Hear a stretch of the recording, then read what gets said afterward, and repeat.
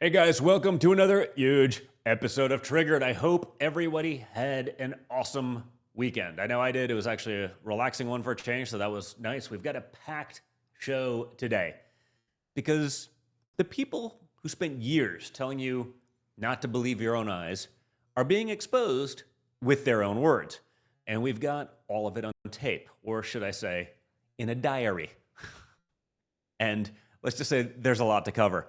So guys, before we get into it, make sure you're liking, sharing, subscribing. Just hit the little like button right now. I see you guys all in the chat. We'll probably have some time to get into some of that later on, but there's a lot here, so who knows. But if you have good questions, save them for then. But just like, share, subscribe. It's so easy, and it helps get that message out there, okay? Subscribe so you never miss one of these episodes. If you do miss the show here on Rumble, check us out on Apple or Spotify. Catch it there. If your friends get their podcast that way, you guys know the drill at this point, but it matters, so get it out there. For all of the top headlines that we cover on the show, go check out my news app, MXM News, like minute-by-minute news, where you can get the mainstream news without the mainstream bias, because that is a big one. And of course, don't forget about our brave sponsors for having the guts to support this program. So like we've been telling you, Americans want cell phone freedom. My father and FCC Chairman Brendan Carr are delivering something that Washington rarely does: lower prices. Wireless prices have fallen by 9% compared to the same time under Biden. And mobile unlocking would help bring costs down even further. Many Americans are stuck in wireless plans they can't get out of. Mobile unlocking allows you to switch to a carrier that can even pay off your phone. So let's get it done. Tell officials you want mobile unlocking and hashtag cell phone freedom. Paid for by the Bull Moose Project. Again, that's hashtag cell phone freedom. And guys, don't forget about our friends over at Goldco, where you can plan for the future. Like I always say, educate yourself, be informed, and take the steps to diversify your portfolio by turning an existing IRA or a 401k into an IRA in gold. And you can take that first step by going to donjuniorgold.com. Again, that's DONJR gold.com. Now, obviously you're liking, sharing, subscribing, you're checking out the sponsors, or at least highlighting it to check out for later. Let's get into all of the top headlines. And I want to start with the people who've taken over the Democrat Party. They call themselves the Democratic Socialists of America. But you know what they are. They're communists. They want to basically either abolish the things they don't like or take control of the things that you like. They love everything from government-run grocery stores to government mask mandates and basically full government control of, basically everything. Except, of course, the border and public safety, where they want government control of it, they just want it to be wide open. But, like I always say, you don't have to take my word for it. They're actually saying it themselves, out loud. Just yesterday, one of their, leaders was interviewed, and what you're going to see isn't an out-of-context edit. No, it's not an ad. It's not clipped up. It's not, a elite group chat. Just simple questions and answers. Abolish prisons? Abolish borders and hand amnesty to everyone here illegally?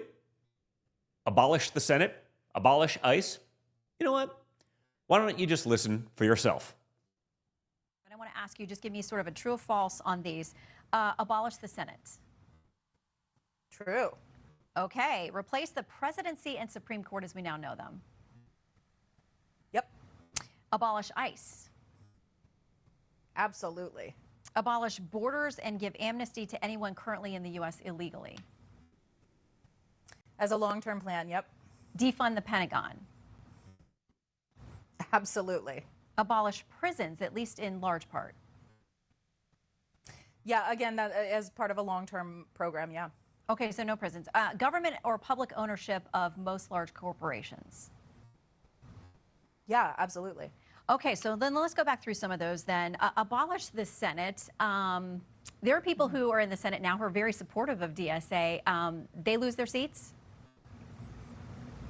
Well, the Senate is an anachronistic institution. See what I mean?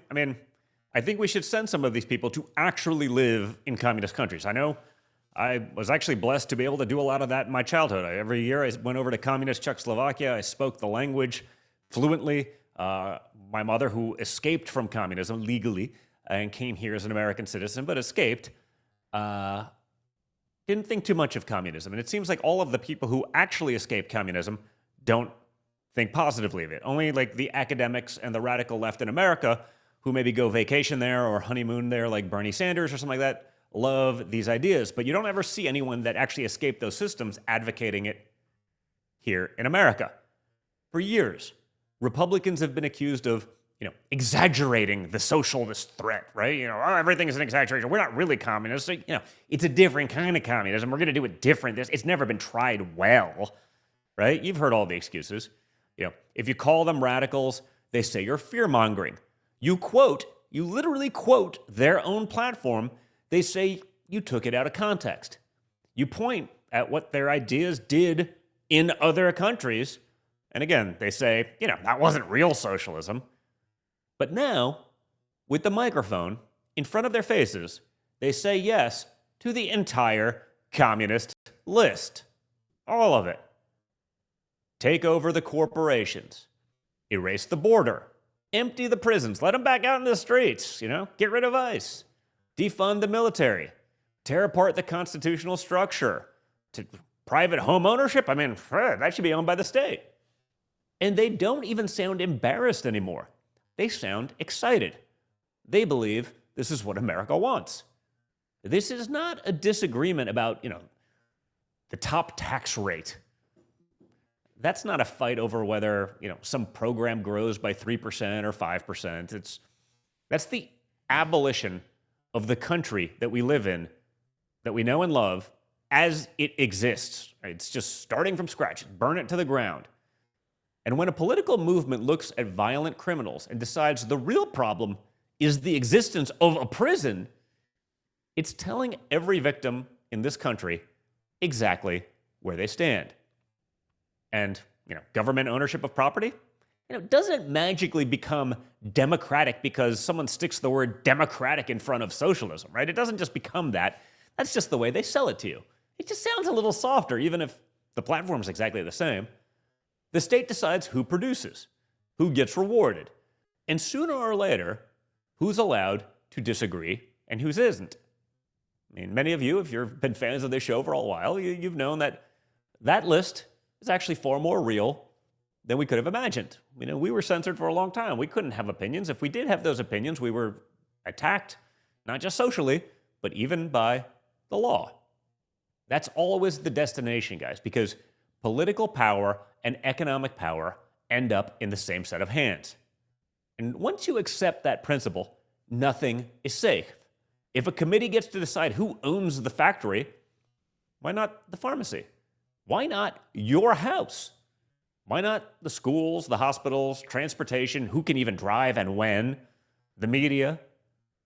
Like I've said before, every failure becomes the excuse for the next takeover, and every takeover ultimately produces the next failure. Meanwhile, Democrat leaders still want to call this a big tent party. Doesn't seem like it. Anyone who's been watching for a while realizes that, you could be like 99% with Democrats. You say, wow, you're going to take my home? Even if you're okay taking the factory, but you're going to take my home? That's a step too far. You're out. Well, guys, a big tent would have room for people who agree on the basic structure and argue about the priorities. This is more like somebody walking into the tent with a can of gasoline announcing that the tent itself is oppression and we have to burn it down. And by the way, there are no moderates in this new Democrat Party. It's just a matter of how extreme they are compared to the next one, right? Or even worse, how much they'll pretend to be moderate while hiding their true feelings. It's like, we'll be moderate till we get elected, and then we're no longer moderate. How many times have we seen that one? For example, take Haley Stevens. She's a Democrat congresswoman from Michigan who's now running for the Senate.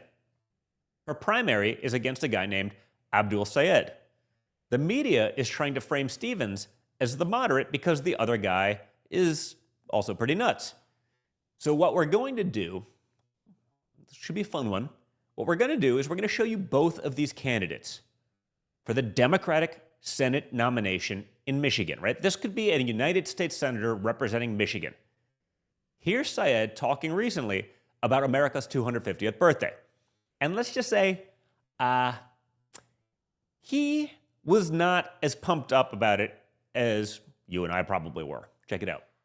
In reflecting on those past 250 years, it's impossible not to also reflect on all the ways that the basic rights, the basic advantages that I took for granted were denied people throughout our history, founded in the removal of indigenous people, in compromise to the enslavement of people because of the color of their skin. So that's the guy leading in the polls in Michigan. You know, Michigan that used to build cars and was like the engine of America for manufacturing and all that stuff. Which obviously then brings us back to Haley Stevens, because somewhere along the way, she decided the road to a Michigan's voter heart was a brand new voice, as if she's narrating a cartoon. Check it out. Some of you have seen, there's those cool kids on the internet. They're doing the cool kid chatter. Some of them might be the coastal elites, making fun of how I talk. Not okay, says my governor. But let's be real. They're making fun of Michigan. They're thinking they're better than us. And what they don't know is I am your voice. And their jokes and their criticism only makes me fight harder.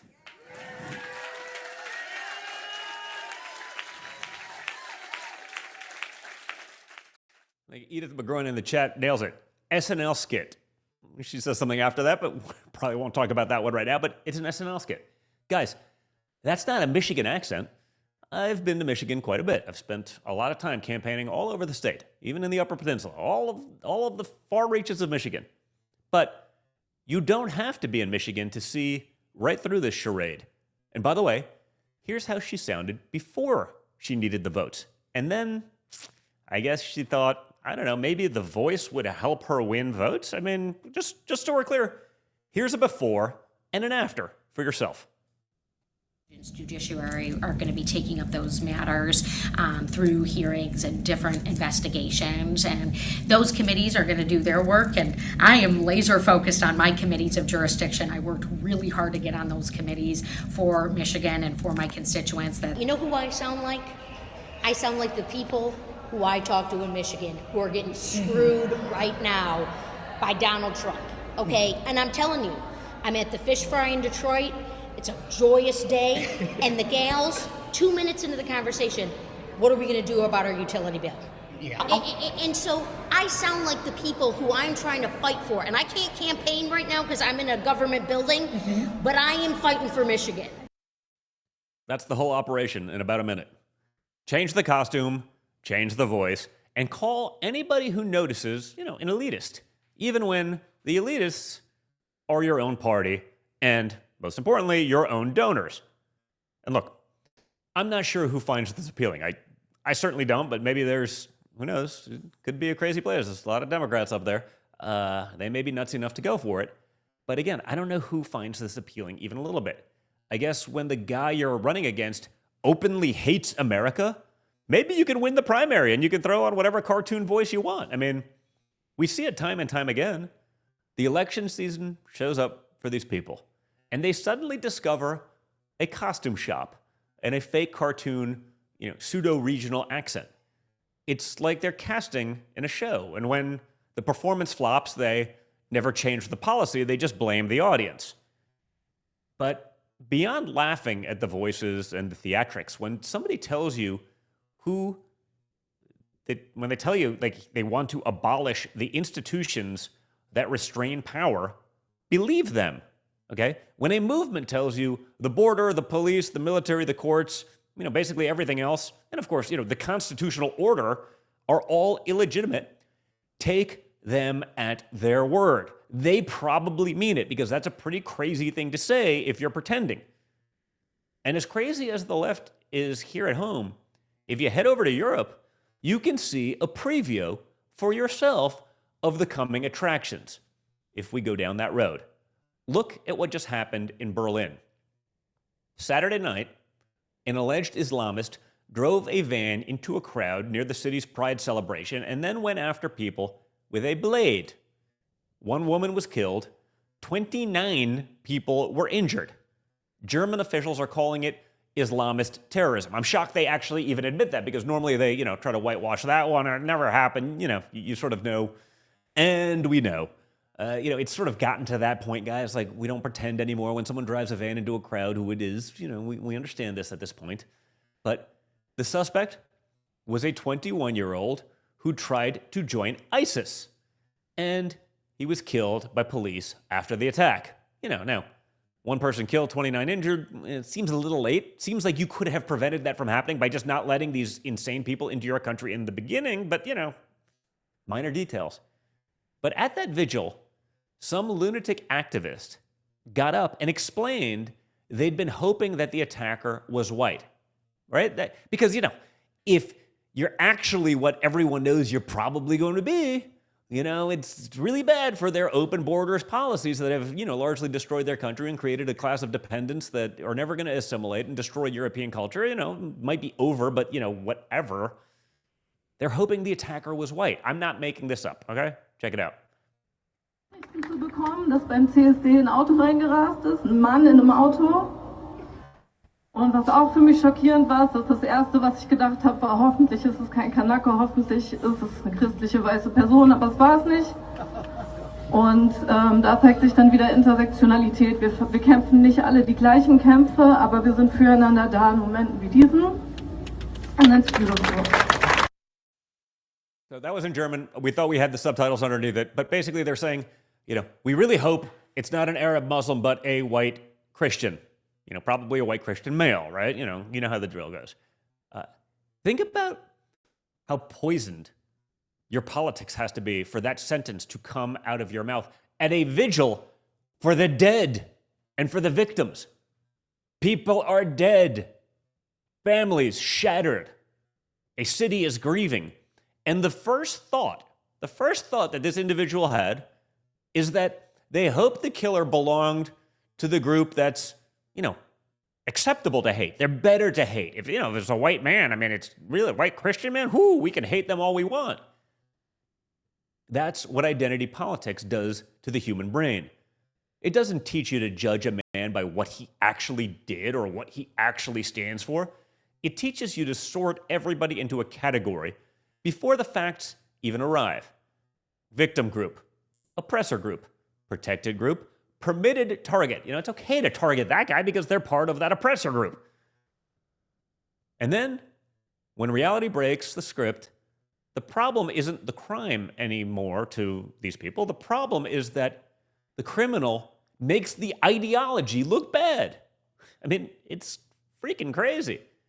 That's the whole reason they police your language after every single one of these attacks, right? Don't generalize unless the suspect can be described as right-wing, in which case it's totally fine to generalize. You've seen it before, right? Every time one of these attacks happens, oh, please be a white guy in a MAGA hat. Oh, please be that, because then it's okay. Then we can further perpetuate the stereotype. When it's 99% not, when it's a trans shooter or a radical Islamist or whatever it is, oh, that's a shame. Oh, that's a shame, because, when it's those guys 99% of the time, it screws up their narrative. Motives are complicated. Unless the motive can be pinned on, a red hat, in which case it's not complicated, right? Wait for the facts. Unless the very first rumor happens to help the left-wing cause. These are the same people who lecture the rest of us about prejudice while saving their ugliest assumptions for Christians, for conservatives, for men, for rural Americans, for cops. And when the officials running a city start thinking that way, you get the delusion we've seen in cities across the world, including the city of Chicago. So, Chicago is basically broke. The budget hole is enormous, and the mayor spent 2 years hunting for somebody new to tax. So when federal officers came in and enforced federal immigration law, Mayor Brandon Johnson had a brilliant idea. Reparations, of course, reparations to the neighborhoods affected by ICE deportation. So reparations to those neighborhoods who somehow lost out on illegal people being deported. It's a wild world, guys. It reminds me of that meme, like trying to piece it together. We'll find 30 things on a whiteboard and try to link them up in some sort of crazy way. But, it doesn't make any sense, but it doesn't have to. Watch. The most relevant ballot referenda question around receiving reparations for communities that experience that hardship, and whether that was on the west side of Chicago with a black man being placed in an illegal chokehold, or long guns being stuck into the faces of women and children, zip tied and thrown in vehicles, kidnapped, shot at. I mean, police officers, tear gas, right? And so the updated policy in the spirit of my executive order, there's stronger alignment to create a pathway for accountability. Okay. You know who doesn't get that check? You know who doesn't get reparations? Not the taxpayer covering the bill, right? Subsidizing all of this, the education, the healthcare, the Obama phones, all that stuff, Not the family living next door to the crime, not the people paying a lot more in rent, right? Because people are renting it out to 30, a 3-bedroom apartment to 30 people who are sharing a bed, and they can jack up the rents because of it. They don't get any reparations check. It's not even offered to them. Not the legal immigrant who waited in line for 9 years and did every single thing right. It goes to the neighborhood where the law got enforced. And if we head up to Madison, Wisconsin, the BLM rioters are trying to bring back the 2020 BLM Summer of Love riots. Because after an officer shot a man who the police say wounded an officer with a knife while resisting arrest, these things happen when you do that. Protests spread through the city. And people ended up trapped inside bars and restaurants just trying to get out and go home. Check it out.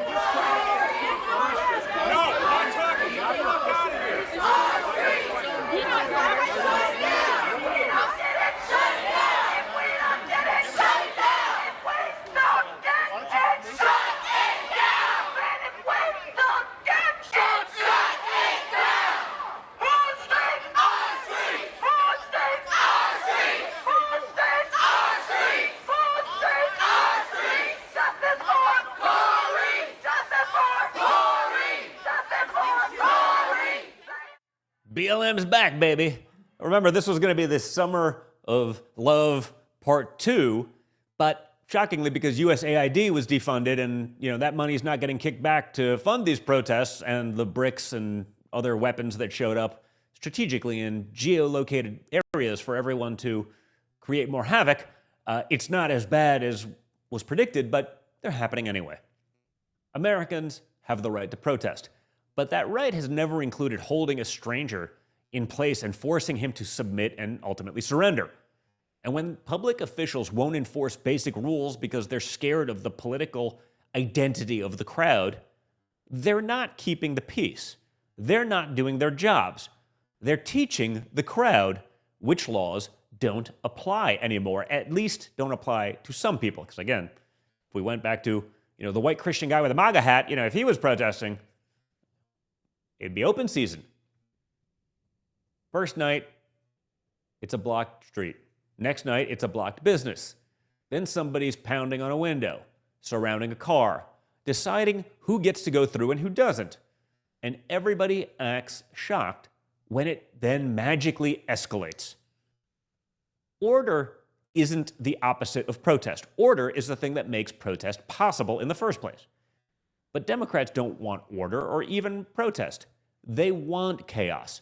They want criminals coddled and enforcement ultimately abolished. Again, it's part of their platform. Watch. We must pass a bill in Congress to end qualified immunity. I brought a bill in Congress. There is one right now in U.S. Congress that a qualified immunity for ICE agents must end, and if necessary, ICE must be abolished because the ICE as it operates currently is out of control. So if the agency enforces the law, Democrats want to abolish the agency. ICE exists because immigration law without enforcement means nothing. You can hold the hearings. You can print the forms. You can hire the judges. You can write 10,000 pages of regulation. But if nobody ever removes a person who has no legal right to be here in the first place after the process is finished, none of it means anything. That's the actual point here. Democrats object to enforcement because it makes the law actually mean something. And notice how fast the victim disappears from their argument. It's not even a factor in their argument. When an illegal alien commits a violent crime, they want to talk about the offender's journey, the conditions back home, the language, the arresting agency used, the emotional effect of enforcement on the community. The first obligation of the American government is to the American people. That doesn't require cruelty, it requires clarity. Clear is kind, okay? Cross illegally, commit crimes, or ignore a lawful removal order, and the law has to mean something. That's not hatred. That's literally a sovereign country. And they know the public doesn't buy the open borders when you say it plainly, right? So they change the words a little bit. Enforcement becomes terror. Detention becomes kidnapping. Removal becomes family separation. It's a giant scam. We've been hearing this stuff for 10 years, okay? They want blind trust and want to destroy your ability to save a life and secure free life. And speaking of blind trust, Rand Paul just released Anthony Fauci's private diary, December 2019 through December 2022, because apparently Dr. Fauci kept an actual diary where he wrote fawning notes to himself. And if you know Anthony Fauci pretty well, you know he's never met a camera he didn't love, so I'm sure he loves himself equally. And what he wrote privately, especially when you juxtapose that to what he told the country, were two different stories, okay? We've talked about this a lot. How dare you say this about Anthony Fauci? He said XYZ. I was like, yeah, but I have the emails. This is years old now. The diary's new. His emails to his colleagues, people who actually understood how medicine and virology actually worked, they were two different things. They were always contradictions. He praised his own performance repeatedly, daily, hourly, talked about how smart everyone thinks he is. By the way, he also had a portrait of himself in the house. He also wrote about becoming an international celebrity, right? He loved that. Right? Ooh, you got to throw the first pitch out at that game. That didn't work out so well. That was a rough one. He threw it somewhere between home plate and first base, but minor details. He logged a conversation with Sam Bankman-Fried, right? The crypto fraudster, and friendly exchanges with major media personalities. And in his own words, on March 15, 2020, he brags to himself about the calls with the mayor of New York and the governor of California about shutting schools and restaurants down. But then told media that he had nothing to do with it at all. He had nothing to do with it. I mean, he brags about it in his diary, but didn't have anything to do with it when it was public because he realized that was not popular. Watch. They always come back and say Fauci was responsible for closing schools. I had nothing to do. I mean, let's get down to the facts. Millions of people were losing jobs, businesses, school years, weddings, funerals, church services. And the man they sold us is the embodiment of science. I mean, this guy was science personified, right? You remember this. right? He literally knew everything. The most brilliant man in the world. Hasn't been right about anything since like the 1980s, but, minor details. But anyone was journalizing, they were journalizing about it like the main character in a political drama. And remember exactly how it worked back then? Question the lockdown, you were selfish. Question school closures, you hated teachers. Question, where the virus actually came from. I know I got in trouble for this one, right? Like, you think maybe it came from like the Wuhan lab that studies the exact virus in question at the place that was exactly ground zero? How dare you, Don? You're not a virologist, right? Question simply where the virus came from. You were a conspiracy theorist. And question Fauci? You were attacking science itself. But no public official is science. Science is a method, evidence, testing, challenge, the willingness to throw out your own biases and conclusions when the facts change. A government employee doing a television hit isn't the scientific method. But the media turned him into a sacred figure, right? He was a deity. He was beyond reproach because he was useful. He could deliver a policy preference with a lab coat wrapped around it, and the regime media loved it more than anything. They loved it more than life itself. The diary describes relationships with journalists, a whole lot friendlier than the audience was ever told. Jake Tapper had Fauci over to the house for dinner in what Fauci called friendship building. And Fauci wrote that Tapper wanted to make sure an interview hadn't caused him any problems. We don't want asking him like a real question, contradicting what is obviously happening. Like, we don't want to cause him any headaches. Then America watched those interviews and was told it was independent journalism, right? Journalism, they were journalism.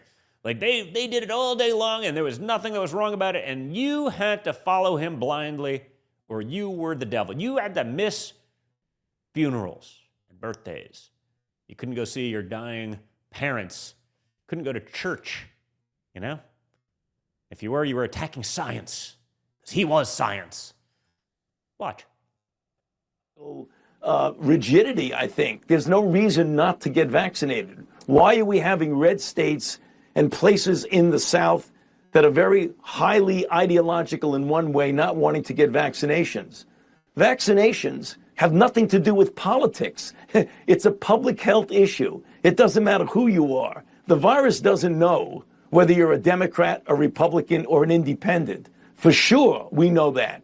And yet there is that divide of people wanting to get vaccinated and not wanting to get vaccinated, which is really unfortunate because it's losing lives. The conservative political conference, CPAC, is going on this weekend.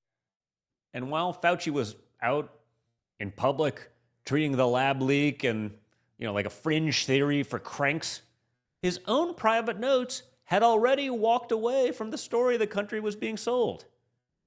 January 26, 2020, not after the fact, January of 2020, Fauci writes that the early data put the first infectious weeks before the outbreak at the Wuhan seafood market, or the wet market, I guess is what they call it, And then he writes the line, the market was not the source. It was the amplifier. And I'm not even sure that's right, because I know the pictures that they were showing us of the wet market, when they started doing geotagging and finding the places, they weren't even in China. It just looked like a dirty place that could, be a breeding ground for a virus. The amplifier, which means, in January of 2020, the man running America's infectious disease response had already privately concluded the virus came from somewhere else. 5 days later, another health official calls him after talking to the scientists who had just sequenced the virus, and Fauci's own notes say the genome was inconsistent with expectations from evolutionary theory. Days later, February 1st, he's on the conference call that produced the infamous proximal origin, right? It's close to here paper, right? The infamous paper, proximal origin. 12 scientists on that call. 2 of them concluded natural origin. 2. Fauci's own notes say the rest felt that deliberate insertion was possible. That seems like a big one. Like 80% of the scientists actually thought deliberate insertion was possible, but I was censored and shut down, and probably all of you were saying, hey, it probably came from China. They seem to benefit from this a lot. 6 weeks later, that same group publishes a paper announcing a laboratory origin is not possible. I guess he won them over. Or he just blackmailed them by, saying they're going to pull their grants or the academic credentials, because if you were a doctor and you went against Lord Fauci, you were out of polite society. You were certainly out of academia and medicine and science, even if he's the one that should be. And Fauci cites that paper like it was the Bible. Then, July of 2021, Fauci's diary makes notes about a conversation with the Biden administration about breakthrough infections. Okay? Vaccinated people were getting infected. We were told that couldn't happen. Infected, vaccinated people could still transmit the virus. And the viral load in an infected, vaccinated person was the equivalent to the viral load in an infected, unvaccinated person. Seems to me, if I recall correctly, and I usually do, that cripples the whole argument that the government was making to force a medical decision on millions of Americans. This is the same mad scientist telling people to ban family members from Thanksgiving if they weren't vaccinated. Watch. Family isn't vaccinated. Should you ask them not to show up? Yes, I would do that. I mean, I think we're dealing with a serious enough situation right now that if there's an unvaccinated person, I would say, I'm very sorry, but not this time, maybe another time when this is all over. Yeah, as HMS Beagle 101 pointed out, you needed permission to actually think from yourself. Okay, if you did that, again, you were questioning science and the deity that was Anthony Fauci at the time. If the vaccinated and unvaccinated could both carry and transmit the virus, then what exactly was the public case for firing the unvaccinated nurse, kicking out of the military the unvaccinated soldier? People were told the mandate was about protecting everyone around them. They were told refusing the shot made them uniquely dangerous. Right? They were dangerous. They could be murderers, frankly. Meanwhile, the people making the case that had private information cut directly against it. Why would you do that if it wasn't political manipulation? It was. On television, the PR message was simple enough to put on a poster. Behind closed doors, the facts told a far different story. But the regime media had a total love affirmation with this clown. Here's the flashback, put together by the folks over at Grabian News. Respected voice in the pandemic. It's Dr. Anthony Fauci. The man who's become known as America's doctor. The nation's top infectious disease expert, Anthony Fauci. You are seen to many as a superhero. Dr. Anthony Fauci, American hero and New York Yankee fan. You've done so much for this country in terms of this crisis, so I really appreciate your insight. Who better to give us answers that we can trust than Dr. Anthony Fauci? The perfect person to answer our questions today. Joining us now, Dr. Anthony Fauci. Dr. Anthony Fauci, appreciate your candor. Dr. Fauci, appreciate the candor. We appreciate your service to this country. We appreciate your service. Thank you for your service. Thank you for your service. Greatly appreciate your service to America. Thank you for your 37 years of service, I believe, to 7 presidents, and thank you for your work over the past year. The great news is you're sticking around in the Biden administration. We are so grateful to you, Dr. Fauci, for everything you do. Thank you so much for everything you do. Thank you very much for everything that you do. Thanks so much for the work that you do. Thank you very much for the reassurance and, as always, for all of your public service. Thank you, Dr. Fauci. Thank you for all your guidance this past year, and it's greatly appreciated. Dr. Fauci, on behalf of all of our viewers here in the U.S. and around the world, thanks very much for doing what you're doing. Thanks very much for joining us. Please thank your entire team as well. We are all grateful. Get your rest because we need you. You are one of the busiest scientists in the country right now. It is an honor to have some of your time to help us understand what is going on. I know a lot of people have a lot of questions, so we appreciate your time, sir. We need people to continue to have faith in science. So thank you for your time, sir. Thank you for being straight with us. Thank you for being able to come on. You will always have this show as a platform. Sir, whenever you can be here, we'll have you. It's always an honor to have time with you. Thanks for being here. It's good enough for you, sir. It's good enough for me and my family. So thank you, Dr. Fauci. Dr. Fauci, thank you for keeping it straight. Thank you for fighting the good fight. I am sincerely appreciative that you are not walking away from this post. You make us smarter and safer and better every day. Thank you so much, Dr. Fauci. Oh, dear. LaGuardia is right. Charlie Manson would be jealous, right? No one has ever gotten that much totally unjustified love from the media. I mean, this guy made the people who were calling Andrew Cuomo, he was a Cuomo-sexual because they're really attracted, even straight guys were really attracted to Cuomo because, he mimicked Fauci, I guess, and just disagreed with the Trump administration even when he was wrong. It didn't matter. I mean, this guy probably did more damage to the American economy and American families than any human in the history of America. And the downstream effects were perhaps even worse. Facebook was deleting lab leak posts as, misinformation. People lost accounts. They were silenced, neutered. Reporters who asked the question got smeared as conspiracy theorists for saying out loud what was already sitting in that man's own freaking personal diary. And in those same pages, he complains about the hours wasted answering letters he called fundamentally driven by conspiracy theories.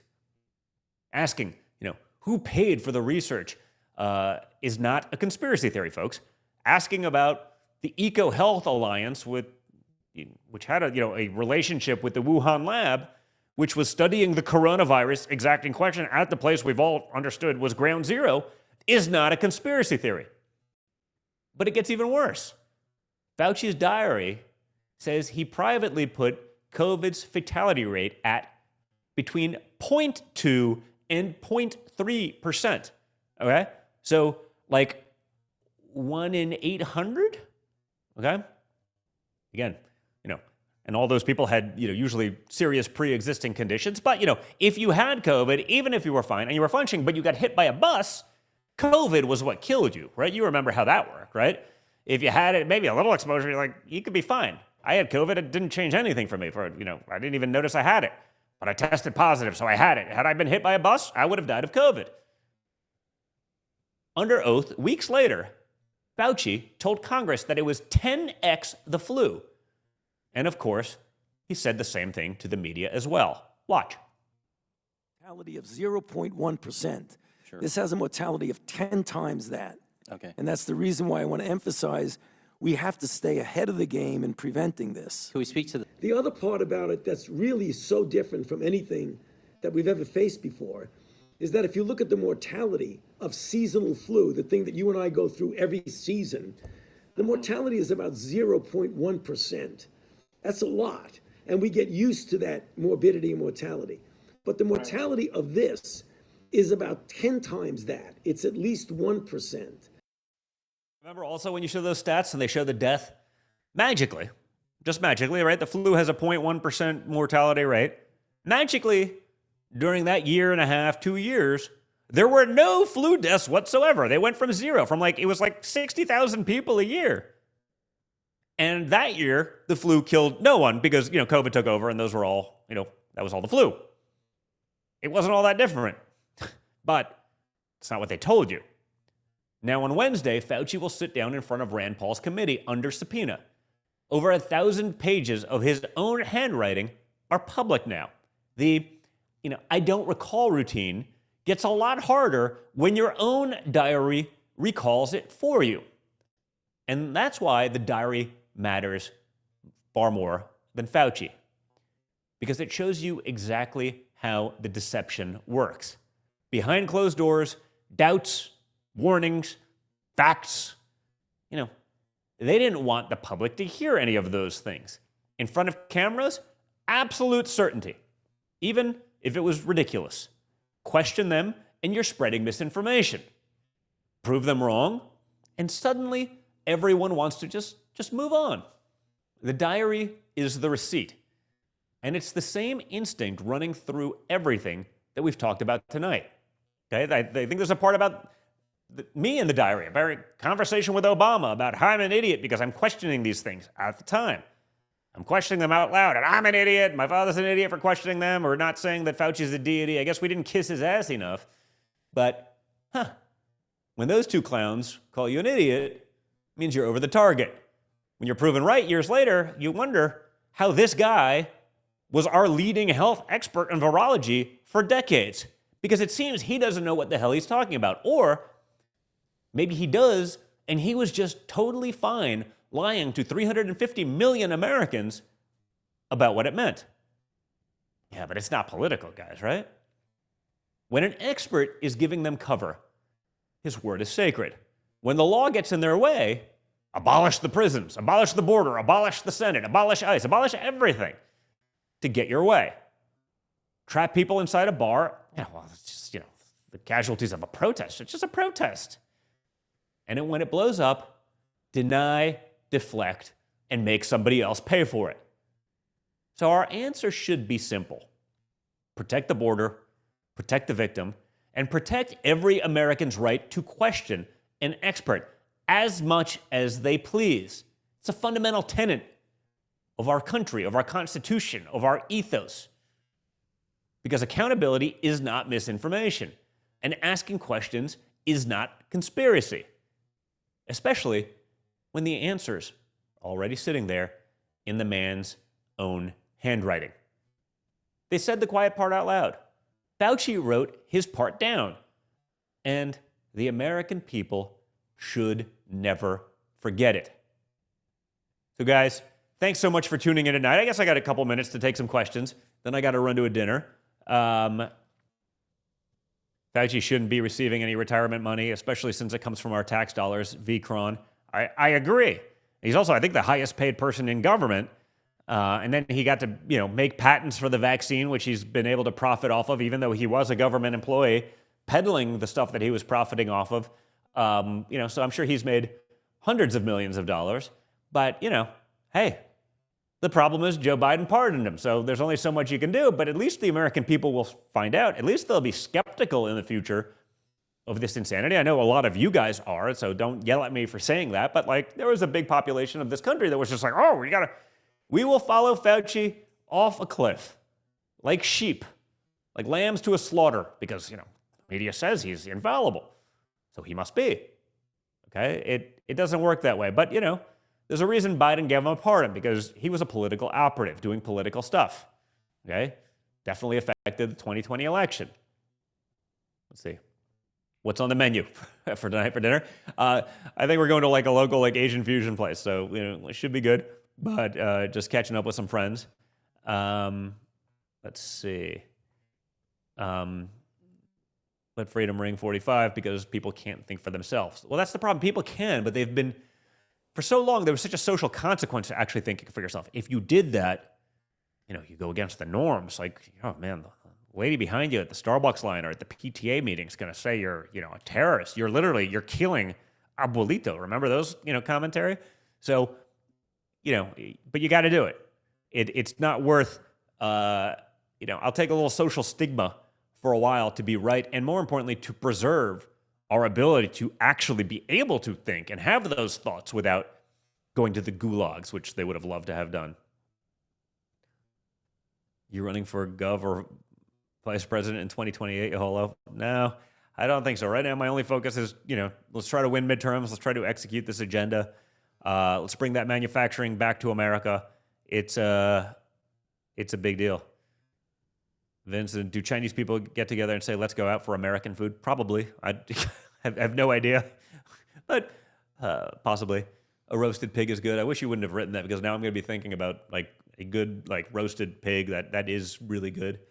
Don, what breed is your dog? They're so cute. We have a couple. And my kids have a couple. We have a lot of dogs. All mixes, all small stuff. I used to have, sort of hunting labs and stuff like that, but I'm on the road too much, frankly, for big dogs to do all that work and put it out. So something that when we go away, other people can take care of a little bit more easily, makes things work a little bit better. Churchill Nana 19, thank you, Don. This was an insightful episode. Enjoy your dinner. Peace out. Thank you, guys. Again, if you're leaving now, remember to like, share, to subscribe, get it out to your friends, check out our sponsors. Make sure you do those things. It's so easy. Hit the like button. It takes literally none of your time, but it's actually important. Do I have a pool? Yes, I have a pool, but I think I've used it in the 5 or 7 years that I've been here. I've used it like 3 times. Like I use it, I guess maybe more than that, but like with the kids, like I don't really use a pool much for myself. If I'm going to go, do I swim? Yes, I swim a lot. But if I'm going to be like swimming or doing those things, I want to be, free diving or scuba diving or something. Like I need a purpose. Like just swimming for the sake of swimming, I guess unless it was a workout, is not really all that much fun for me. But you do it for the kids. Paper ballots only. I agree. What's the coolest car you own right now? A Duncan 16. I drive a pickup truck. That's the car I own. I have an old 1970 like Toyota FJ. It's like sort of a classic Jeep. Basically no electronics, so which will be nice when they try to shut us down and do all that. But like cars a lot. Don't really get into like the fancy cars that much, and so it's fun, but for me, I'm always traveling with gear and guns and hunting equipment and fishing rods and stuff like that. So I need a pickup truck. Unity America, where's the coolest place you went free diving? Ooh, I mean, I love doing it in the Bahamas and stuff like that. That's always just fun because it's a little bit easier and relaxing. You can kind of see the bottom. The water's so clear. Coolest place, I went diving down in Panama a year or 2 ago, and it was deeper stuff. It's like 60 to 100 feet free diving, so it takes a little bit more experience. And trying to shoot sort of giant Cubera snapper, like 50 to 60 pounders. That was super fun, super intense. Not for the faint of heart. Used to love going off of Montauk as well, like Montauk Block Island up in New York as well during like the striped bass season, because you could go out and shoot some awesome fish. Again, great eating and everything like that. But then they put like a slot limit on it where you can shoot fish from 29 inches to 31 inches, which is wonderful if you're catching fish and you can throw them up on a ruler. It's a little harder when you're spearfishing. You're holding your breath and the water's murky and you're seeing shadows in close. It's like, how do you know what's 29 and 31? And if you're out of those things, then you're breaking the law. And it's kind of brutal. So that was awesome before the slot limit stuff went into effect. Love that. Definitely a little sketchier. It's cold water. It's like murky, and there's a lot of great whites there. I think we got out of the water one day and like read the paper next day. Yeah, there were 4 great whites pinged, meaning they were tagged and they were pinging like in the area that we were diving. So I'm like, there were 4 that were pinging. Imagine how many more were there that they had not actually done. I went down to 40 feet on scuba tour boat, and it freaked you out. JD Jeff, listen, like all things, you get used to it. I used to do a lot of like even really deep diving and trimix diving down, 300 feet plus. And so, I have an underdeveloped sense of self-preservation, so it's a little different for me, but, like all things, you can get used to it. If Dr. Fauci's HIV/AIDS research earned worldwide recognition, why do his own diary notes reportedly state that the Wuhan wet market was not the source but the amplifier? Aranzimam? Well, he got recognition, but he also happened to be wrong, right? That's why I made the comment earlier about he hasn't been writing anything since the 1980s. Like, he was wrong about all of that stuff as well. And yet, I guess in government you can be wrong forever and maintain your job and be touted as a hero. And like, I don't think the guy's been right about anything. So, when he calls me an idiot, I guess in his journal or his diary, I take it as a compliment because I don't think he would know the difference between a smart person or an idiot. And certainly based on all his actions and the decisions he's made over a 40-year career, I'd argue that very few people in his world that don't depend on him to approve their funding would say he's anything other than an idiot himself. Just peachy, how deep can you dive without a tank? So free diving, I mean, I can probably hit sand at 120, something like that, and go right back up. If I'm hunting, like spearfishing or something like that, where you have to get up under something and look around and take time and try to shoot, 80, 90. I guess I've probably killed at 100, but it's sort of like, okay, there it is. I know I'm going one goal and shoot back up. And I dive with some guys that are just world class. I mean, these are guys that are, hunting at 200, 220, holding their breath. It's really impressive. It's a different level for some of those guys. If I could maybe get better at it, but I only get to go like twice a year. So, I'm pretty good for a journeyman, but there's some guys that are truly like unhuman. It feels like, well, they're mammals, but they're more like whales than humans. Is Fauci trans with his diary? Real men have journals. Edith McGroin. You know what? It's a good question. I think it's a legitimate question that deserves answers. So maybe Rand Paul will ask him, but I don't know. Sandy Dog, how long do you have to hold your breath? In those dives, it's shockingly not that long. Like if I'm in a pool, my personal best, I don't think I could do it now, but when I was sort of doing a lot more of it, I could do 4:15 in a pool, just not moving, still. You start diving and it changes things a lot. I mean, if you do a minute 30, it's probably a long dive. When you're swimming, when you're kicking, the pressure changes everything. The cold changes everything. So, it's a very different book. And there's guys that can, only hold their breath for 3 minutes that can go down 200 feet. And, I can beat them on the surface, but I can't get it to translate. So, again, it's all different. But like I said, some of those guys are insane. It's pretty cool. Let's see. All of us are idiots. We still act like they're going to arrest someone. Baseball bat. Yeah, no, listen, I don't disagree. I wish there was something you could do about it. Maybe he could lose his job. I don't know. I don't think the pardon helped him with that. But, I think his pardon on a global scale probably got him a lot of accountability. I don't know if that stops, civil stuff for people who businesses were destroyed or whatever it may be. But when he's lying to you on a daily basis in front of cameras and telling you all these things that cause the shutdowns and destroy your business, hopefully someone does something about that. 2 more Trump Supreme Court justices and martial law to ensure only paper ballots. And I don't know about martial law. I mean, I think that would be frowned upon, but, those guys basically would put it in there. And if you listen to the Democrats, they'd have martial law as long as it's for their narrative. So that's scary. Lenora 819, late but finally made it to the live chat. Good to have you, Lenora. Hope you guys are doing well. All right, well, it's 7 here on the East Coast, so I got to run to dinner. My dinner's actually at 7, but the show goes till 7, so they're gonna have to wait a few minutes. So hopefully they can have a beverage or something like that, and I'll be right over. But appreciate you guys, really appreciate it. Again, make sure you're liking, sharing, subscribing, okay? I appreciate you tuning in, but hit the little like button your way out, send it to 10 of your friends, subscribe so you never miss one of these episodes. Check out our great sponsors down below in the video description, okay? It takes guts to support a show like this, okay? Support those who actually share your values, okay? Especially if you're looking at these kind of products, you can go to a woke place or you can go to a place that actually shares your values. Seems like a no-brainer. It's the way we got to be thinking. Okay, if you're on Apple or Spotify, if you have your friends that get their podcast that way, make sure people are aware of it. Send it to them there as well. And as always, guys, stay strong, stay informed, stay engaged, and, always stay just a little bit triggered. Thanks a lot. I look forward to talking to you all again, probably on Thursday, okay? Have a good one, guys.